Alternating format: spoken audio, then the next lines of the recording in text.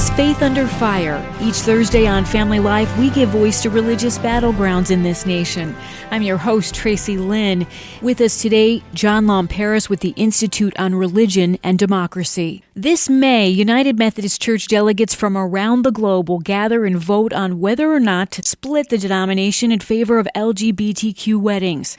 Today, we continue the conversation. The people coming up with the likely plan to divide the denomination would require a 57% vote for the conservative view on marriage, while those hailing LGBTQ ceremonies would need just 44% of the vote. John, would you give us some details about the group working on this protocol of reconciliation and grace through separation? With increasing talk of the denomination splitting, Bishop John Lomperis of Sierra Leone called this group together to see a way forward where it's not just continued bitter fighting of each other.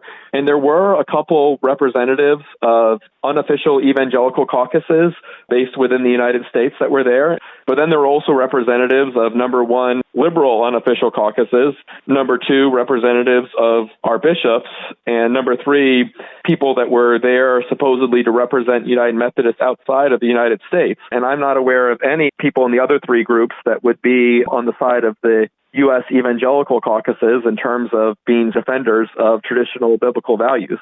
So it was not representative of where the people in the pews are, but they had a series of meetings that were moderated by a prominent professional mediator named Kenneth Feinberg. The thinking was that as a liberal Jewish guy, he did not have a dog in the fight of a liberal Protestant denomination's internal doctrinal debates, so there was a degree to which he could be trusted to be fair. I heard there was a connection with someone involved with the 9/11 compensation fund. Yes, he had some role in overseeing the compensation fund for victims of those terrorist attacks.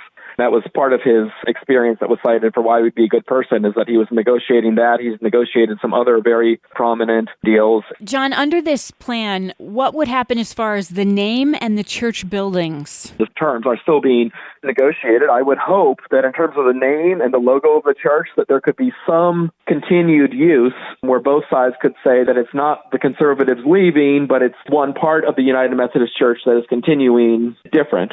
Conservatives are much more willing to make sacrifices of things like money and property for the sake of peace and the sake of moving forward in ministry. And we've seen in this deal, all of the denomination's properties, like the United Methodist building in Washington, D.C., would be taken over by the liberal new denomination. And of the denomination's assets, there would be a minority share, $25 million, that would go with the conservative denomination. But in terms of local church properties, every local church would get to keep its property with whichever denomination it ended up in. Wow. There's a really strong desire to avoid what we've seen in like the Episcopal Church or the Presbyterian Church USA, where liberals have taken over a denomination and then they've been absolutely ruthless in suing their former co-religionists over church property and spending literally millions of dollars and hiring lawyers to sue traditionalist Christians. So homosexuality, John, has been a contentious battle in the church universal for years.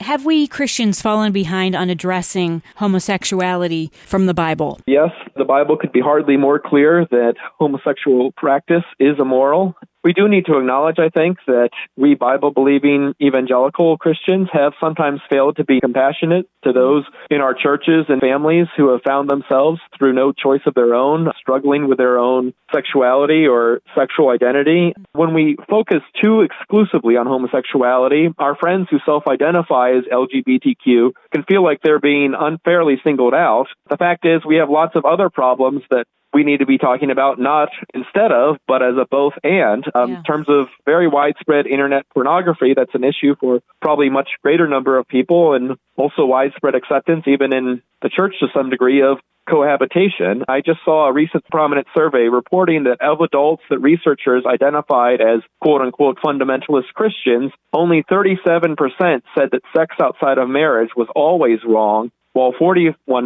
said it was not wrong at all. Wow. I feel like there's this struggle in our culture where everyone wants to kind of be God themselves, not recognizing that God has our best at heart. And that's why he gave us these boundaries for our own well-being. In some ways, it goes back to our first parents, God sent some boundaries that were there for their own good, but then they heard, did God really say that? Well, let's give a try to this forbidden fruit. Maybe we think we can figure out a way to do things better than the boundaries God set out for us. And that didn't work out so well for them. John, you're one of the delegates that will get to vote in May. Is there anything that people in the United Methodist Church can do right now? Yes, please pray for us. People are looking for updates about developments. Please go to our website, www.theird.org. We urge people to pray for a fair and faithful resolution to this. If they have concerns about this plan, and particularly about some of the just blatant unfairness to more traditional believers, they should find out who the delegates are from their region and share their concerns with their delegates and their bishop. That's John Lomperis at the Institute on Religion and Democracy. I'm Tracy Lynn, Family Life News.